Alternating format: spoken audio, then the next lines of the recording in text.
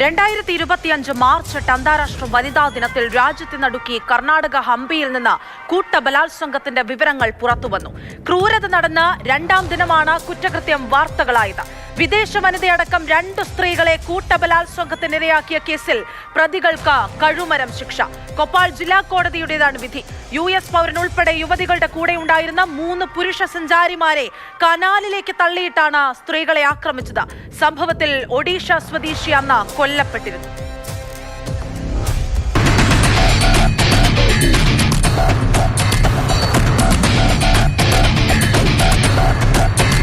രാജ്യത്തിന് വലിയ നാണക്കേടുണ്ടാക്കിയ കേസിൽ റെക്കോർഡ് വേഗത്തിലാണ് കോടതി വിചാരണ പൂർത്തിയാക്കി ശിക്ഷ വിധിച്ചത്.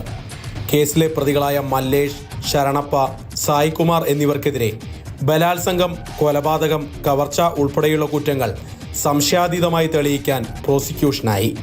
കേസ് അപൂർവങ്ങളിൽ അപൂർവമാണെന്ന് വിലയിരുത്തിയാണ് കൊപ്പാൾ ജില്ലാ അഡീഷണൽ ഡിസ്ട്രിക്ട് സെഷൻസ് കോടതി 1 വധശിക്ഷ വിധിച്ചത്. കഴിഞ്ഞ വർഷം മാർച്ച് 6 അർദ്ധരാത്രിയാണ് ഹംപി കാണാനെത്തിയ വിനോദസഞ്ചാരികളുടെ സംഘം ആക്രമിക്കപ്പെടുന്നത്. പ്രദേശത്തെ ഹോം സ്റ്റേയിൽ താമസിച്ചിരുന്ന അമേരിക്കൻ പൗരൻ ഡാനിയൽ പിറ്റാസ്, ഇസ്രായേലി വനിത, മഹാരാഷ്ട്ര സ്വദേശി പങ്കജ് പാട്ടീൽ, ഒഡീഷ സ്വദേശി വിഭാസ് കുമാർ നായിക്, ഹോം സ്റ്റേയിലെ ജീവനക്കാരി എന്നിവരടങ്ങിയ സംഘമാണ് ആക്രമിക്കപ്പെട്ടത്. പ്രശസ്തമായ സോനാപുര തടാകത്തിന് സമീപം രാത്രി വാനനിരീക്ഷണത്തിന് പോയതായിരുന്നു സംഘം. ബൈക്കിൽ പെട്രോൾ കഴിഞ്ഞെന്ന് പറഞ്ഞെത്തിയ പ്രതികളുടെ സംഘം സഞ്ചാരികളോട് പണം ആവശ്യപ്പെട്ടു. എതിർത്തതോടെ പുരുഷന്മാരെ ആക്രമിച്ച് തുംഗഭദ്ര നദിയിലെ കനാലിലേക്ക് തള്ളിയിട്ടു. ഇതിനുശേഷം ഇസ്രായേലി യുവതിയെയും ഹോം സ്റ്റേ ജീവനക്കാരിയെയും മർദ്ദിച്ച് അവശയാക്കിയ ശേഷം കൂട്ടബലാത്സംഗത്തിന് ഇരയാക്കി.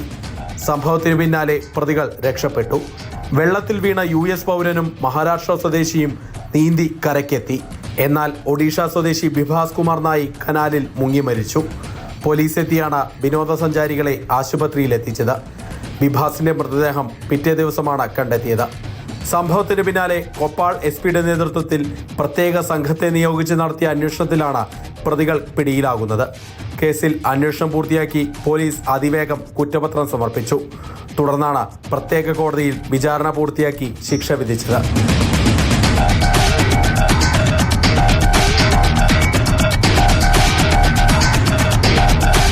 അതിവേഗത്തിൽ അന്വേഷണം, അതിലും വേഗത്തിൽ വിചാരണ. രാജ്യത്തിനാകെ നാണക്കേടുണ്ടാക്കിയ നരാധമന്മാർക്ക് ഒടുവിൽ അർഹിക്കുന്ന ശിക്ഷ. ബംഗളൂരുവിൽ നിന്നും KB ശ്രീധരൻ, മാതൃഭൂമി ന്യൂസ്.